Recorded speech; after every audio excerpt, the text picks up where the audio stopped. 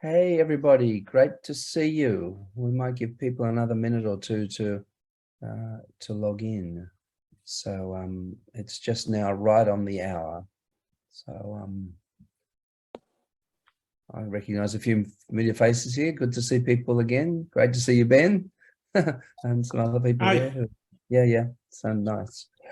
Okay, why don't we get started? So just just to give everybody a little overview of the format of this session, this is a very informal kind of welcome session for the online people where firstly, I'll talk a little bit about the conference. And thank you for Kayla for being here. I know she was at the online engagement session a little while ago as well. So good. Thanks for coming back here, Kayla, and being part of this session. And then what I might do is get each of you to talk a little bit about who you are and what you do, and perhaps if you're presenting a session, a little bit about that session. So welcome everybody. I can't believe this conference has been running for so long. I don't know, it's making me feel old, or maybe I started it when I was involved when I was very young. So we've been running this conference for lots and lots of years now. We've been back to Spain several times, but we've never been to the university here in Valencia. I'm actually in Valencia at the moment, so I'm part of the in-person conference, but we're running this session just for the folks that are online. So the conference is jointly at the University of Valencia, and right next door to the University of Valencia is the Valencia Polytechnic, and both universities are sponsoring the conference. Yeah, that's where I am at the moment.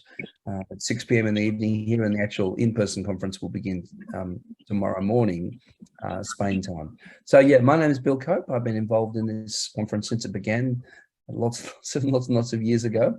And it's great to see it picking up again after COVID. I mean, we had a bit of a terrible time with COVID. People, we moved to online very suddenly with COVID, but we're back in person again.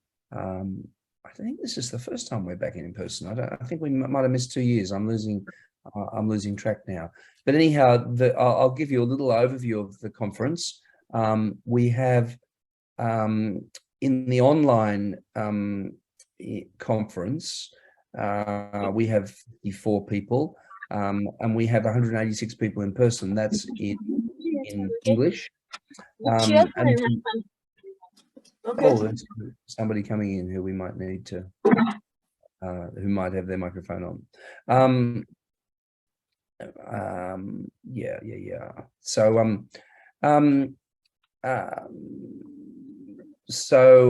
we have, in English, we have 186 in person, 54 online, and in Spanish, we have 121 in person, 89 online. So this used to be a bigger conference, but I'm hoping that we gradually pull out of this COVID situation. But it's great to see people joining us again. And one of the legacies of COVID is this this online component. So going forward, we're going to run these as blended conferences, trying to straddle both needs. And one of the great things is that although there's only 54 online presenters, we actually have 200, I'm just giving you all the stats, 250 pieces of digital media uploaded. Oh my goodness. So there's lots of sessions available to the online people. So what we've really been doing is encouraging the folks who are in person also to put digital media there, so everybody can access each other's work. So that's a really good thing. So what else do I need to say about the conference? I think they're the main things. One thing I would like to mention as well is that next year, the in-person version of this conference is going to be in Sao Paulo in Brazil with some wonderful colleagues at the University of Sao Paulo, which is a really fabulous university. So if people can make it to Sao Paulo next year, it's sort of one of the great universities of the Americas, to be quite frank, the University of Sao Paulo. So it's great that we're holding the on campus as well as, of course, online as well. So what I'm going to do now is I'm going to go around the room and get folks to introduce themselves. And what Kayla will do at the same time is she can find your paper, and if you're presenting, that is, if you're a presenter, she'll find your paper and put it in the chat as it comes up. So I am going to go round and follow my Zoom tiles, and I'm going to, Ben, you happen to be the first person who's in my Zoom tiles. So yeah, hi, yeah, it's great to be back. Wish I could be in Valencia, but I'm recovering from knee surgery, so I can't be traveling very much for a while. My papers, well, my presentation is on the basis of from the perspective of education in terms of development of business administration and curricula in relation to the development of Web3. And I focus on the paper on trying to conceptualize development of Web3 using the social identity theory framework of Henri Tajfel, to explain partly to explain the development of its popularity and its role, functional role in international relations, international business, and from the point of view of the learner of the conference. I argue that it of course has lots of potential. Of course, Paul Krugman in the New York Times is continually railing against the crypto. He just did it again today, an editorial. But the positive aspects or the benefits of it potentially that are there, I highlight in terms of recommendations for focusing on economic, social, and governance issues, ESG governance issues as teaching in business curricula regarding the role of crypto currency and blockchain more generally in Web3 in creating greater global transparency against corruption. Thank you. Oh yeah, I should mention I'm a political science professor at the Catholic University of Korea. Fantastic, and great to see you back at the conference, Ben. You're one of our familiar faces. And look, these are baffling questions. I mean, some of us have only just got over Web 2, and now we're in Web 3 already. And one of the, look, I don't want to detain us now, but one of the questions is, how far does Web 3 go? I mean, they're talking about using blockchain as a way to accredit people with badges and with university qualifications and whatever. In other words, accreditation qualifications. So these are really important issues. So it's wonderful you brought them to the conference for us to ponder on.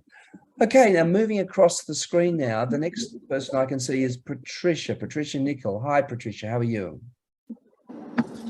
Hi, everybody. Can you hear me?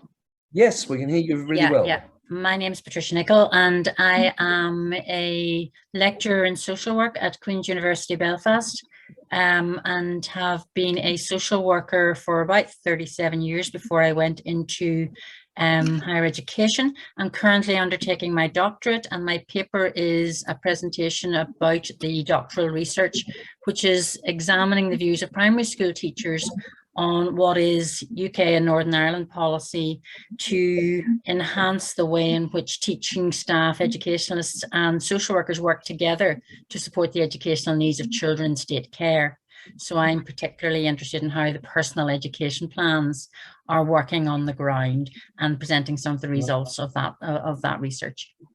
So I'm delighted to be here online. Would a bit like Ben, would love to be there in person, maybe next year. Okay. We'll see. Okay, and we held the conference at Queen's University. That's when I first became involved. I was an emerging scholar at that conference, hence my following of the conference since. Yeah. Well, that was a fabulous conference. I mean, that was really wonderful conference. So it was great to be there, and yeah. So it's nice that we sort of, what do they say about the the snowball kind of effect, where we pick people up along the way and people then stay with us as a community, which is just wonderful. One thing I want to mention, by the way, folks, as I took these links, I saw that Ben's had 70 people on his page already. You've had 50 people on your page already. One little plea that I make to people is please go to as many pages as you can and always leave a comment. Right, and the comment triggers an email to the person who presented. So I think a lot of people go to the pages and just look at it. No, that's interesting, or maybe they look at some of the session and they don't actually. But particularly in the online format, it makes a lot of difference to know somebody's got something to say. Of course, it's always better that something's long, but even something short's better than nothing. So that's one little comment I'd like to make about just the protocol of how we operate. But it's great to see look, conference hasn't even begun and there are that many views amongst the conference attendees already. Okay, Susan is next. Susan Epstein, how are you? I'm doing well, thank you. I'm having my fruit tea and pretending it's a sangria or something because Yeah. I also would like to be there. And in fact, we were going to be there, except then my husband had a health issue and his aunt had to have a surgery. And she's 90 something. So anyway, we're not there now, but I'm hoping to make connections and then go back to visit Spain in the fall, in fact, and then maybe connect with some people. Because unlike others, I did 2 of these conferences in 2020, and then other things, other work and whatnot interfered. And then I didn't follow up with some really interesting people I had met at the conference, the learning conference in the summer of 2020. So I regret that and want to be better and try to keep more conversations going and be more connected. So anyway, Patience, did you have a question?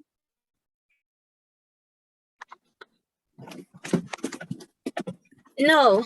Can you hear Okay. me? I can hear you. Yes, I didn't know if you had a question. Okay.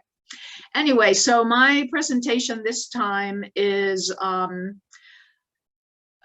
during the pandemic, not because of it, but just so happened I did a certificate program in instructional design. And so one of my classes had a project, and I decided to try to address a problem that another librarian and I had. We're both librarians, medical librarians at the Florida State University in Tallahassee, Florida.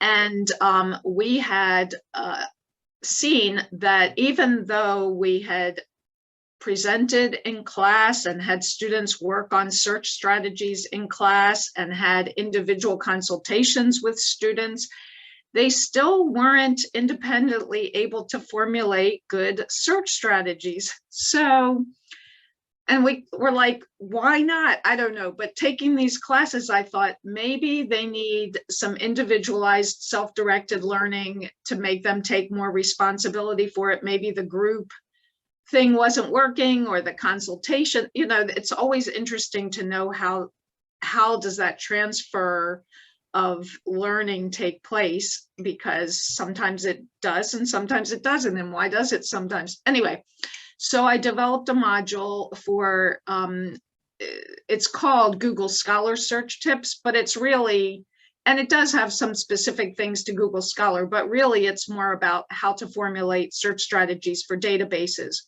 But the hook is Google Scholar, because a lot of our students, that's what they go to first, or not even Google Scholar, they go to just plain Google. But regardless, however gets them into learning more about this is what we want to do. So I created this thing. It was PDF documents and module. I created a module, an instructional module. It was PDF documents and Word documents at that time, because I didn't have enough time to make it into an online module. But then with this conference, I thought, we really should do this. And plus the class that originally this idea came from with biomedical graduate students, that was coming up again this year after 3 years. And so I asked Robin, do you want to do this? And so we worked together to get it into an online module, and then we were able to use it with the biomedical students. And so that's what the presentation is on, is the feedback that we got from them. So I had thought, of course, in my optimistic way, that we would have tested this throughout this, that we would have first of all gotten the online module up early in the spring and tested it a lot before giving it to the biomedical students. But of course, none of that happened. And so we just barely were able to test it again with the biomedical students. But it was at a point where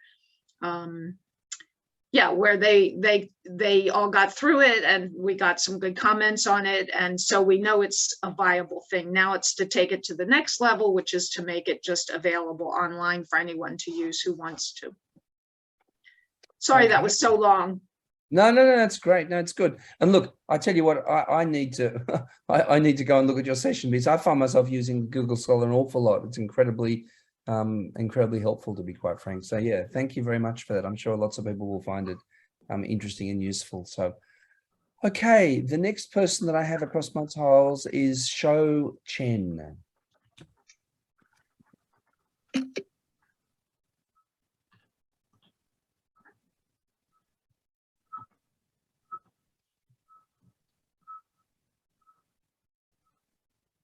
Are you there, Shou? But if you're not able to speak, just put a comment in the chat, or you might just introduce yourself in the chat. And I can't hear anyone, so I'm going to move now. Okay, thank you. Welcome, Shou. It's great to have you here.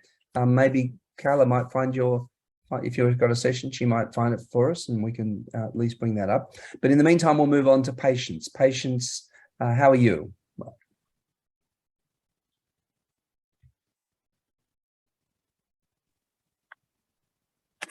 I'm doing well, thank you. So my name is Patience Ghana. I'm originally from Ghana in West Africa. And I'm also a PhD student at the University of Colorado, Colorado Springs. This paper actually was part of my first year mixed method research. And in addition to that, I also teach secondary math. And so during COVID,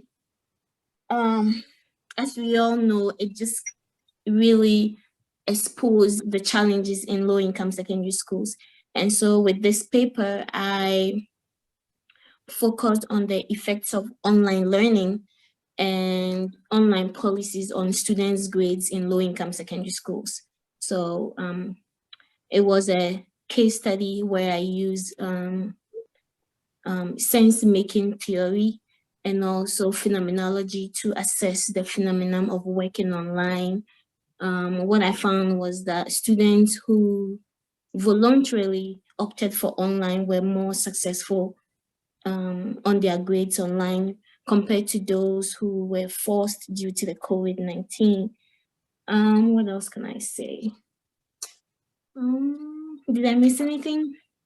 No, look, that's great. And thank you, Kayla, for popping that link in there. Let me just check it is the yes, Patience, it is your link. Yes.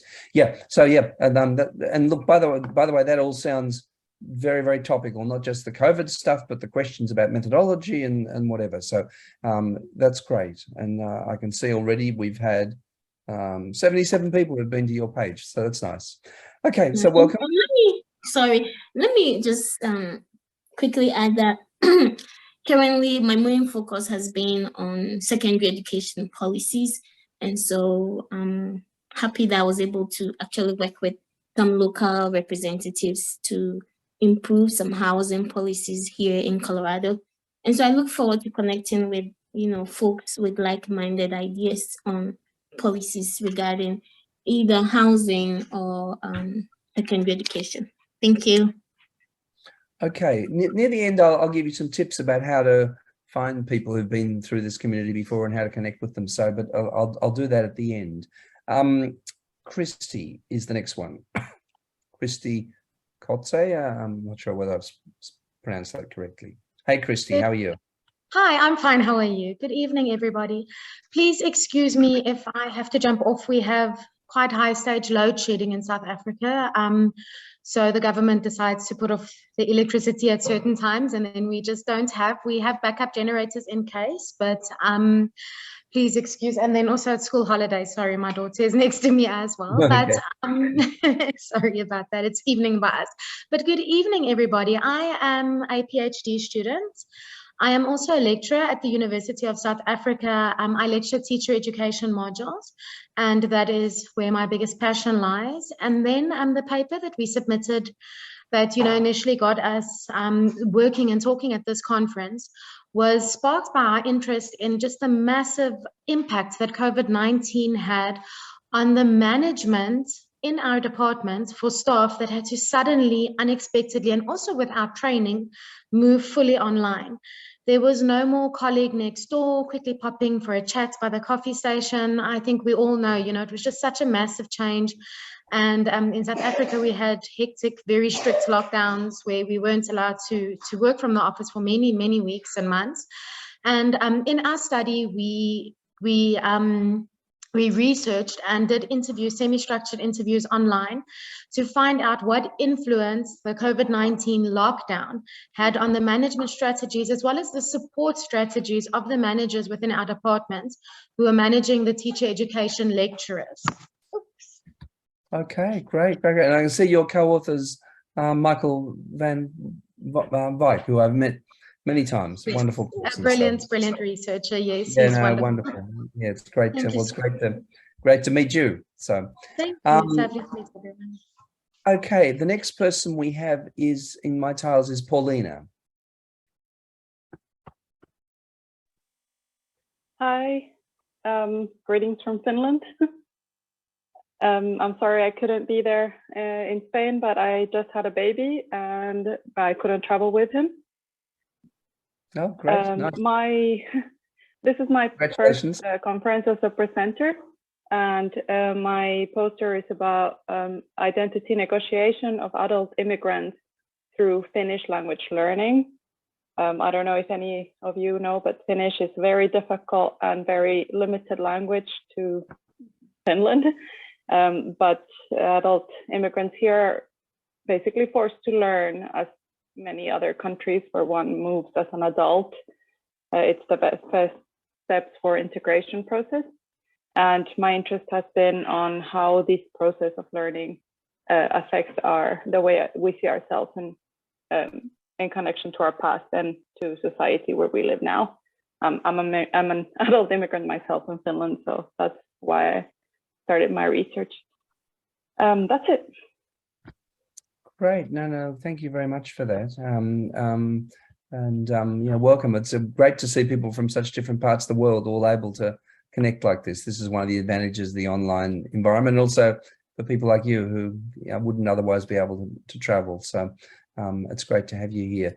And yes, Finnish. One of the big themes of the conference is this particular year is about intercultural issues and language. So it's a very, very apt set of themes that you're looking at there. So welcome, Paulina. And the next person that I can see in my tiles is Iskan Omen.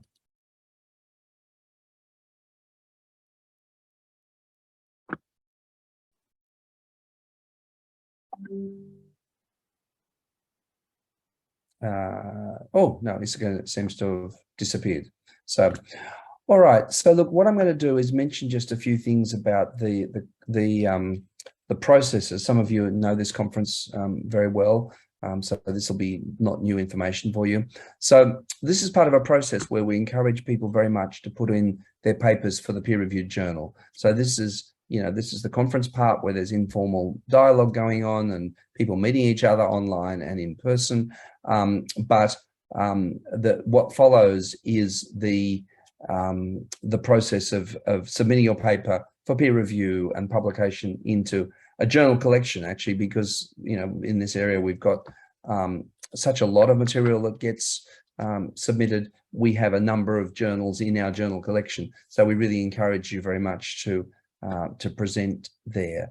And I'm just now, my internet's slow here, trying to find the it's so slow, I'm not getting through. Actually, Kayla, could you find the bookstore link to the learning one? Your internet might be a bit faster than mine is here. I was just looking for it now.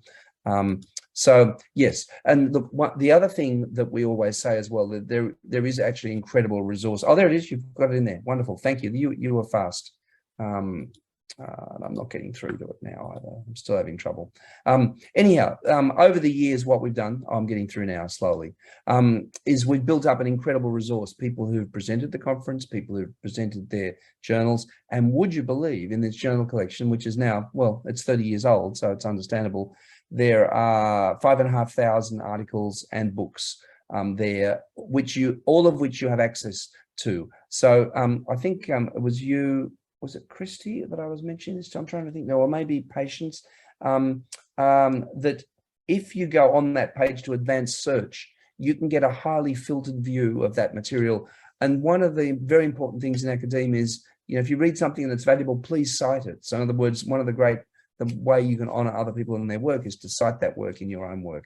So use the work, access it, use the advanced search to get down to exactly what you're looking for. And there's, with that much material there's sure to be something which is closely aligned to whatever your interests are. So please use that material and please cite it as much as you can. So that's vis-a-vis the journal. So the only other thing is, I know, contacting people. If you find people in there that you want to contact, we don't give people, we don't disclose people's email addresses, but sometimes they're private. We don't publish the email addresses, because people are sensitive about that for very good reasons.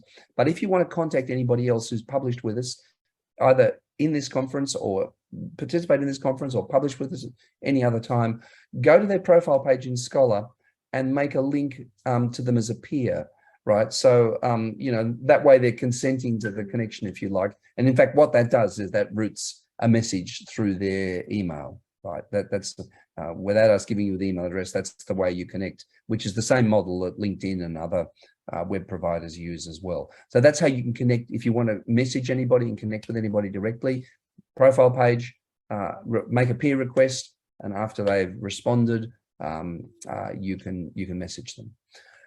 Okay, so let me repeat again, one really important thing to do is please leave comments. That's a really, certainly there's a huge amount of material there. The commenting's open, Kayla, for a week or so after the conference, I think. Yeah, I think for about a week. Yeah. For about a week after the conference. So we don't want this sort of lasting forever in terms of random comments coming out of nowhere. So we'd like the conference to be a time for intensive conversation. But also, all the material that's there, by the way, is accessible to everybody indefinitely. So this is also a resource that we're building. So in the past, the only resource we were building was the journals. Well, now we're building these conference presentation resources as well.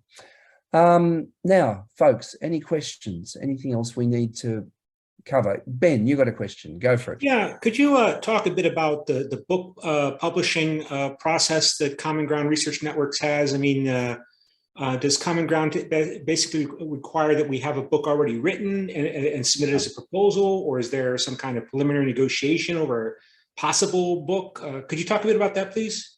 Yes, the answer is all of the above. So if you've got a proposal that you'd like to put through to us, put the proposal through to us.